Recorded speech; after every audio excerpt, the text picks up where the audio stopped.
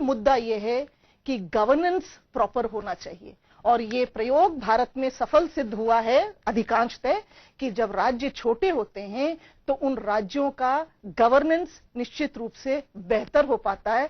आज आप देख लीजिए, उत्तर प्रदेश एक ऐसा राज्य जो अन्य सब राज्यों की तुलना में उसकी आकार के कारण, उसकी जनसंख्या के कारण ये स्थिति है कि हमारे जो लोकसभा के इलेक्शंस हो रहे हैं उसमें इतनी निर्णायक भूमिका हो गई है उसकी कि वो लगता है कि जैसे मेक और ब्रेक की स्थिति में उत्तर प्रदेश ही पहुंच गया है। तो ऐसे राज्यों का अगर मैं ये नहीं कहती कि उसको विखंडित कर दें, मायावती जी ने 4 छोटे राज्यों का निर्माण करने का और फॉर्मूला भी प्रस्तुत किया था। हमें बहुत गंभीरता से सोच विचार कर कुछ नीति निर्धारित करने पड़ेंगे। उनको पहले हम टेस्ट करें कि इनकी वायबिलिटी संभव है या नहीं। एक छोटा सा उदाहरण और मैं देना चाहूंगी इस संदर्भ में। नॉर्थ ईस्ट के राज्यों में क्या हुआ, हमने छोटे छोटे राज्य बनाए, लेकिन क्या हम उससे सफल हो पाए उस संदर्भ में? आप देखिए उसका जो गवर्नेंस, अब मिजोरम जैसा छोटा राज्य, नागालैंड जैसा छोटा राज्य, उसमें हमने क्या किया, जैसे अन्य स्टेट्स में गवर्नमेंट के स्ट्रक्चर्स होते हैं उतने ही विशाल का गवर्नमेंट स्ट्रक्चर्स हमने निर्माण कर दिया। उसका नतीजा क्या निकला? सेंटर पर तो उनकी निर्भरता बढ़ेगी ही क्योंकि उनके पास फंड्स नहीं है, और उनके फंड्स का अधिकांश हिस्सा केवल गवर्नमेंट सर्वेंट्स को सैलरीज और प्रिविलेजेस प्रदान करने में जाता है। नेचुरल है, वहां के लोग असंतुष्ट रहेंगे। तो जो आपने उस रिस्ट्रक्चरिंग को छोटे राज्यों के निर्माण के रूप में प्रदान किया उन लोगों की, उनकी अपेक्षाओं के अनुकूल, वो अपेक्षाएं पूरी नहीं हो पाती। इसलिए केवल राज्यों का आकार महत्वपूर्ण नहीं है, जो बहुत महत्वपूर्ण मुद्दा है वो ये है कि वहां गवर्नेंस किस प्रकार से किया जा रहा है। लेकिन हां, भारत एक ट्रांजिशन पीरियड से गुजर रहा है। स्वाभाविक है, राज्यों में कंपटीशन अधिक होगा, प्रतियोगिता और जमीनी होती है वहां पर, तो कल्चरल फैक्टर्स को, भाषाई फैक्टर्स को, ज्योग्राफिकल फैक्टर्स को, जातीय समीकरण को इतनी ज्यादा प्राथमिकता मिलनी शुरू हो जाती है कि फिर उन राज्यों के विघटन कहिए या राज्यों का बड़े राज्य को विखंडित करके छोटे राज्यों का निर्माण करना, इस प्रक्रिया को हम बहुत प्रभावी तरीके से नियंत्रित नहीं कर पा रहे हैं, और या हम ये यूं कहें उसको उचित दिशा में नहीं ले जा रहे हैं। मुझे लगता है कि जो जिस तरीके की व्यवस्था भारत में अपनाई गई, जी, जिस तरीके की स्थितियां हैं, बहुत ठीक चीज आपने कही है।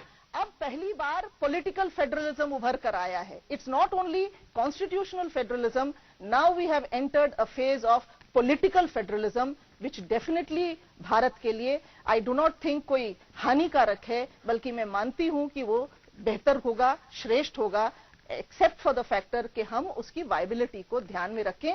केवल पॉलिटिकल मोटिव से छोटे राज्यों का निर्माण, बिल्कुल ठीक बात कही शीला जी आपने कि केवल राजनीतिक इच्छा शक्ति के कारण या राजनीतिक महत्वाकांक्षाओं के कारण ही राज्यों का बंटवारा नहीं होना चाहिए। जिस तरीके की स्थितियां फिलहाल देखने को मिली है, चुनाव से पहले राज्यों का बंटवारा कर दिया जाता है, एक रात के अंदर राज्यों को तोड़ के 2 राज्यों में विभक्त कर दिया जाता है। जिस तरीके की स्थितियां कहीं कहीं, चाहे मध्य प्रदेश से छत्तीसगढ़ को तोड़ा गया हो, चाहे बिहार से झारखंड को तोड़ा गया हो, चाहे अब आंध्र प्रदेश के 2 हिस्से कर दिए, सीमांध्र और तेलंगाना बना दिया होगा, कहीं कहीं राजनीतिक जो स्वार्थ है वो कहीं कहीं हावी रहे हैं, कहीं कहीं पॉलिटिकल विल जो है वो कमजोर हुई है और उसकी वजह से इस तरीके की स्थितियां बनी। कहीं कहीं जरूरत है आज इस बात की कि वहां की वायबिलिटी कितनी है, वहां पर किस तरीके से शासन हो सकता है, गवर्नेंस किस तरीके से मिल सकती है, इसको छोड़कर वोट की राजनीति ज्यादा होने लगी है। योगेंद्र जी, आपसे जानना चाहेंगे, जिस तरीके से राज्यों को तोड़ा जा रहा है, कहीं कहीं वोट की राजनीति इसके पीछे साफ नजर आती है। क्यों इस तरीके की स्थितियां हो रही है, और फिर जब राज्यों को तोड़ा जाता है उसके बाद फिर राज्यों के विशेष राज्य के दर्जे की मांग उठने लगती है। और जिस तरीके की स्थितियां, जैसा कि अभी शीला जी ने भी बताया कि अब राज्य जो है वो अब केंद्र की तरफ अधिकार के स्वरूप देखने लगे हैं। केंद्र जो नियम कायदे कानून लगाया करता था वो अब कहीं कहीं दूर होते जा रहे हैं और राज्य उनके ऊपर अब हावी होते हुए नजर आ रहे हैं। क्या मानेंगे, क्यों इस तरीके की स्थितियां बन रही है? देखिए, बात सही है। शीला जी ने 2-3 जो बातें कही हैं वो निश्चित रूप से यथार्थ में आज अगर हम देखें तो बिल्कुल सत्य हैं। आज राज्य केंद्र को आंखें दिखा रहे हैं। आज वोट की राजनीति या केवल सत्ता की सिंहासन की जो एक लालसा पनप गई है राजनीतिक दलों में, उसकी वजह से इस तरह की स्थितियां बनी है। आप कोई देख लीजिए, राज्य केंद्र सरकार के निर्णय को बदल देते हैं, सुप्रीम कोर्ट के निर्णय पे, चाहे वो संविधान के परख है या नहीं है, लेकिन उसको असेंबली में लेके आ जाते हैं कि ये बिल्कुल सही है। इस तरह की बहुत सारी स्थितियां बनती जा रही हैं। लेकिन ये बात सही है कि कई डिसीजन जो रहे 1953 में, जब राज्य पुनर्गठन आयोग का निर्माण हुआ और उसके बाद चेन्नई का विभाजन हुआ, उस वक्त भौगोलिक और 2-3 जो इश्यू थे उनके आधार पर राज्यों का विभाजन था, भाषाई, जातिगत और भौगोलिक आधार पर। मुंबई का विभाजन जब गुजरात 1960 में बना तो ये भी एक कारण था। आज गुजरात का जो विकास है काफी हद तक ये माना जा सकता है, अगर मुंबई से, जो महाराष्ट्र भी है, अगर वहां से गवर्निंग इसकी होती तो मुझे नहीं लगता इतना डेवलपमेंट होता वहां पे। उत्तराखंड की भी बात मैडम जो कहा कि उनकी जो प्राकृतिक संपदा है और जो आज एक वहां का एक इतना अच्छा एक डेस्टिनेशन जो बन पाया, उसकी वजह भी यही है कि एक छोटा राज्य बन करके और अपनी वहां की जो चीजें हैं उन पर गौर किया गया। क्योंकि एक उत्तर प्रदेश पहले से 85 जिलों का एक, उसके बाद में 5 जिले अलग करके 80 जिले रखे गए। और मेरा तो मानना है कि अभी भी उसका विभाजन, लेकिन पॉलिटिकल आधार पे नहीं, आवश्यकता कहां किस आधार पे हो सकती है कि जो एरिया पिछड़ा हो और जहां छूट रहा हो और जहां वास्तव में आवश्यकता महसूस की जाती हो कि वहां के लोगों का विकास इस दृष्टि से हो सकता है, तो वहां विभाजन जरूरी है और होना चाहिए। इसी तरह से पंजाब के 3 विभाजन हुए, लेकिन जैसे मैडम फरमा रही हैं कि उत्तर पूर्वी राज्य हैं, उत्तर पूर्वी राज्यों में आज असम में भी बोडोलैंड है, बोडो जनजाति के लोग हैं, वो कहते हैं कि हम लुप्त हो जाएंगे, लुप्त प्राय वगैरह, हमें संरक्षण देना है तो बोडोलैंड अलग राज्य बनाइए। तो इस तरह की जो स्थितियां हैं, इस पे वास्तव में अब आवश्यकता इस बात की है कि द्वितीय राज्य पुनर्गठन आयोग बनाया जाना चाहिए और उसमें उन आवश्यकताओं पर गौर फरमाया जाना चाहिए कि वास्तव में रिलेवेंट है। केवल इस आधार पे नहीं। देखिए, तेलंगाना की मांग बहुत लंबे समय से चल रही थी। बात सही है कि जो लोग आंध्र प्रदेश में बसते थे उनका जब विभाजन तेलंगाना के साथ में हुआ, और आज जो टकराव की स्थिति है, टकराव की स्थिति इस वजह से नहीं है कि वहां पे तेलंगाना की आवश्यकता नहीं है, आवश्यकता थी, बना, ये भी ठीक है। टकराव सिर्फ इस बात का है कि आंध्र प्रदेश में जो लोग हैं उनका इन्वेस्टमेंट सारा तेलंगाना में है, क्योंकि आज भी वहां पे चाहे प्राकृतिक संपदा जो है उसमें लाखों रुपए का, करोड़ों रुपए का, लोगों ने अरबों रुपए का इन्वेस्टमेंट जो कर रखा है वो आंध्र प्रदेश में निवास करते हैं। सबसे बड़ा टकराव यही है और यही टकराव की वजह से इस तरह के हालात बने हैं और मजबूर कर रहा है सरकार को और देश को भी इस बात को लेकर के कि स्थितियां क्या अगर कहीं और अन्य राज्यों का विभाजन होगा तो क्या वहां पर भी ऐसी होगी? ऐसा नहीं होगा। विश्वास में लेकर चलने की बात है। अटल बिहारी वाजपेयी के वक्त भी 3 राज्य नए बने, हमारे छत्तीसगढ़ बना, झारखंड बना, उत्तराखंड बना, लेकिन विश्वास में लेकर के वहां की जनता को भी और वहां के पॉलिटिशियंस को भी, क्योंकि देखिए सब ये लोग अलग देश तो आप बना ही नहीं रहे हो जिसकी वजह से सेनाएं खड़ी हो जाएंगी। आप राज्यों का विभाजन कर रहे हो, इसी देश के नागरिक एक जगह से उठा के आपने दूसरी जगह शिफ्ट कर रहे हो, एक अलग विभाजन रेखा कर रहे हो, केवल राज्यों की सीमा विभाजन जो हो रही है राज्यों की हो रही है, देश की नहीं हो रही। ऐसे में जरूरत इस बात की है कि वहां के लोगों को भी विश्वास में लिया जाए, वहां के पॉलिटिशियंस को भी विश्वास में लिया जाए और ये चीजें बनाई जानी चाहिए कि जो इंफ्रास्ट्रक्चर डेवलप होगा उसकी रूपरेखा, स्थितियां क्या होगी, कहां पे क्या होगा। आज भी एक सगुफा केंद्र सरकार ने फेंक दिया कि हैदराबाद 10 साल तक दोनों की राजधानी बन जाएगी, फिर आप एक नई मुसीबत पैदा कर रहे हो। यही स्थितियां, मैडम ज्यादा शायद जानती है इस बारे में, कि चंडीगढ़ को संयुक्त राजधानी बनाया माफ करेगा, हरियाणा और पंजाब की। आज स्थिति है कि पंजाब अपने हिस्से में ले लो और हरियाणा अपने हिस्से में ले ले। केंद्र सरकार के लिए बड़ी मुसीबत है। आज नहीं 10 साल बाद भी इसका विभाजन नहीं किया जा सकता कि चंडीगढ़ से अब अपने अंबाला में राजधानी शिफ्ट करिए या अन्य किसी स्थान पर राजधानी शिफ्ट करिए, अब संभव नहीं है। ऐसे स्थितियां अभी भी भविष्य में जिसकी सरकार होगी उनके लिए बड़ी मुसीबत रहेगी कि तेलंगाना की राजधानी हैदराबाद 10 साल रह सकती है और इसी आंध्र प्रदेश की राजधानी में तो बहुत मुश्किल होगा। ये इस तरह की चीजें सिर्फ वोट बैंक की राजनीति को ध्यान में रख करके नहीं करना चाहिए, देश के हित को ध्यान में रख करके करना चाहिए कि भविष्य में कहीं कोई आने वाली पीढ़ी इस तरह के टकराव को तो नहीं झेलेगी। तो मेरा कहने का मतलब यही है कि राज्यों का विभाजन हो लेकिन उसका आधार कोई ना कोई हो, वोट बैंक नहीं हो। बिल्कुल ठीक बात कही आपने। राजनीतिक जिस तरीके से बंटवारे के लिए राजनीति की जा रही है वो नहीं होना चाहिए और सबसे बड़ी बात है कि वाइबल है या नहीं है, क्या कारण है उसको जरूर देखना चाहिए। लेकिन अगर हम झारखंड की बात करें तो झारखंड में 13 साल में करीब 12 साल में करीब 13 सीएम वहां पर आ चुके हैं और बराबर सरकार वहां पर स्थिर नहीं हो पा रही। जो सी स्थितियां वहां पर बनी हैं वो भी एक जिस तरीके से छोटे राज्य बने, गुजरात का भी उदाहरण आप लोगों ने दिया, उसके साथ साथ उत्तराखंड का भी उदाहरण दिया, छत्तीसगढ़ का भी उदाहरण हमारे सामने है कि वहां पर अब सेटल्ड हो रही है, सरकारें सेटल्ड हो रही है और राज्य भी धीरे धीरे प्रगति करे। लेकिन झारखंड की हम बात करें तो झारखंड का जो ये फैसला था बिहार को तोड़ के, वो कहीं न कहीं असफल हुआ है।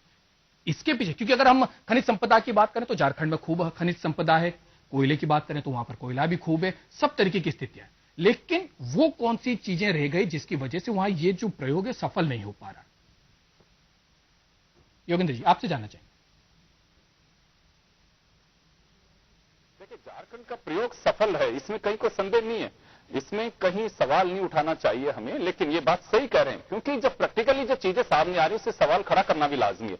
आज वहां पे स्थिति आप ये देखिए कि सरकार की स्थिति चाहे कैसी भी रही हो, वहां पे फंड में पैसा है या नहीं है, या फिर आप ये देखें कि वहां स्कूलों का संचालन ठीक से हो रहा है कि नहीं है, बोर्ड की क्या स्थिति है, वहां पे बेरोजगारी की क्या स्थिति है, वहां भुखमरी की क्या स्थिति है। इस चीज से कोई अगर किसी राजनीतिक दल ने कोई सरोकार रखा नहीं रखा, लेकिन इतना तय है, आज आप आंकड़े उठा करके देख लिए, ऐसा कोई मुख्यमंत्री नहीं है जिस पर केस संपत्ति अधिक का दर्ज नहीं हुआ हो। ये सबसे बड़ा नासूर वहां पे रहा, इच्छा शक्ति की कमी रही है। वो जो दोहन संपदा का वहां पे हो रहा है, पैसे वालों की कठपुतली बनकर के वहां के मुख्यमंत्री और वहां की सरकार रही, यही एक सबसे बड़ा कारण रहा कि वहां सरकारें फेल हुई। केवल स्वार्थ महज उनका एजेंडा रहा, जिसके आधार पे आप चाहे कोई से मुख्यमंत्री को देख लीजिए, हमेशा उनको कार्रवाई झेलनी पड़ी। आय से अधिक संपत्ति का केस शायद कोई मुख्यमंत्री वहां पे होगा जिसके ऊपर दर्ज नहीं होगा। ये क्या बताते हैं? तो राज्य का जो पुनर्निर्माण हुआ वो विफल नहीं हुआ दुर्गेश, विफल केवल इच्छा शक्ति रही, जिन्हें जिम्मेदारी वहां के संचालन की दी गई थी। अगर चाहते तो वह आज बिल्कुल इस तरह का एक विकसित राज्य बन सकता था झारखंड, क्योंकि वहां संपदा की कमी नहीं है। आज दूसरे राज्यों में जाके वहां का कोयला लोगों को संपन्न कर रहा है, वहां का रॉ मटेरियल वहां के लोगों को संपन्न नहीं कर पाया। ये एक बड़ा चिंता का विषय है और वहां के पॉलिटिशियंस के साथ साथ अन्य लोगों को भी इस बात पर विचार करना चाहिए कि वास्तव में ऐसी स्थिति क्यों बनी।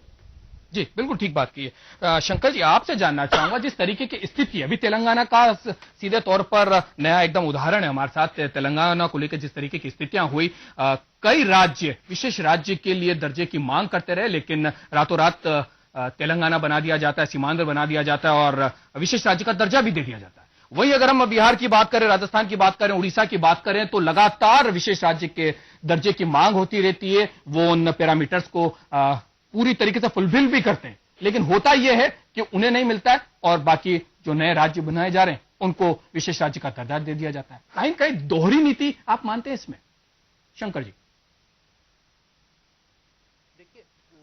देखिए, अभी जो अपन आज चर्चा के लिए बैठे हैं वो चर्चा केवल इसलिए हो रही है कि अभी तेलंगाना का जो अभी हाल ही में इशू हुआ है, उसके ऊपर जो विवाद हुआ और जो बवाल हुआ पार्लियामेंट में, उस इशू को लेकर के हम सारी की सारी चर्चा करने के लिए यहाँ पर बैठे हैं और उसी के अंदर से फिर नए राज्यों की और ये विशेष राज्य का दर्जा देने की बात हो रही है। पार्लियामेंट में आपको ध्यान होगा कि जिस वक्त ये झारखंड को अलग करने की बात आई थी, ये तो उस वक्त लालू प्रसाद जी ने स्वयं ने कहा था कि झारखंड मेरी लाश के ऊपर से बनेगा। लेकिन जो शासक हैं, अटल बिहारी वाजपेयी उस वक्त प्रधानमंत्री थे, तो माननीय वाजपेयी जी ने सबसे बातचीत करके और एक सहमति बना करके और पूरी शांतिपूर्ण तरीके से इस मामले को निपटाया था। लेकिन अभी जो तेलंगाना का जो विषय हुआ, उस विषय पर यह एक्सरसाइज शायद ठीक से हो नहीं पाई और उसका परिणाम हुआ कि कांग्रेस के लोगों ने मिर्ची का स्प्रे किया पार्लियामेंट में और जिस तरह का दृश्य बना वो देश के इतिहास में एक काला दिवस कहा जाए तो कम नहीं है। तो इस तरह से जो शासक है आज की तारीख में या प्रधानमंत्री या जो लोग इसके लिए जिम्मेदार हैं, उन लोगों को चाहिए कि भी किसी भी राज्य को अलग करने से पहले एक आम सहमति बनाने की जो बात है या वहां के शासकों से आम सहमति बनानी चाहिए, वो नहीं बना पाए। बल्कि सामान्य सभी दलों की बात तो छोड़ दे, केवल कांग्रेस में ही उसकी प्रति सहमति नहीं बन पाई और कांग्रेस के लोगों ने भी इस्तीफा दिया, मुख्यमंत्री ने इस्तीफा दिया और इस तरह का जो दृश्य उत्पन्न हुआ उसके कारण से आज चर्चा का विषय हुआ। अन्यथा आजादी के समय से अगर देखते हैं तो 47 से 52 का जो समय था, वो समय तो केवल स्टेटों को मर्ज करने में एक प्रकार से और भारत गणराज्य के अंदर ये सारे स्टेट आ जाएं, उसके अंदर निकल गया। उसके बाद में 53 में उन्होंने पुनर्गठन आयोग बैठाया और 56 में पार्लियामेंट में स्टेट रिकॉन्स्टिट्यूशन एक्ट एक बनाया, रीऑर्गेनाइजेशन एक्ट बनाया, जिसके अंदर की भी स्टेट की सीमाएं कम ज्यादा करने की बात हो या ये हो। उसी के बाद में जब उनकी आयोग की रिपोर्ट आई और ये आई तो एक आम सहमति बना करके आपने देखा होगा कि गुजरात और महाराष्ट्र, पहले मुंबई स्टेट था तो महाराष्ट्र और गुजरात अलग हुए, उसके बाद में महापंजाब था, पहले पंजाब जो है पटियाला स्टेट में आता था तो पटियाला स्टेट का स्टेट पंजाब में मर्ज हुई और पंजाब के बाद में 3 स्टेट बने, हरियाणा और हिमाचल और पंजाब अलग बना। इसी तरह से आपके आंध्र प्रदेश की भी मद्रास स्टेट था, तो फिर आंध्र प्रदेश और ये अलग अलग हुए। फिर इसी तरह से तमिलनाडु का जो मद्रास स्टेट में था उसके अंदर फिर पौंडीचेरी इंडिपेंडेंट स्टेट बना और केरल अलग बना। आंध्र और कर्नाटक की भी इसी तरह की कहानी है। तो ये सारे राज्यों की बात है। अपने राजस्थान की भी बात करें तो राजस्थान का कुछ हिस्सा पहले मध्य प्रदेश में था और कुछ मध्य प्रदेश का हिस्सा राजस्थान में था। उसी तरह से गुजरात में भी था कुछ हिस्सा और गुजरात का कुछ हिस्सा यहां था। तो वो कंस्ट्रक्शन हो गया उन सारे स्टेटों का। तो जब तक ये स्टेट वहां तक बने तब तक किसी तरह की राजनीतिक बातें नहीं थी, केवल एक देश को निर्माण करने की या देश के को ठीक से चलाने की बातें ही थी। और उस वक्त किसी तरह की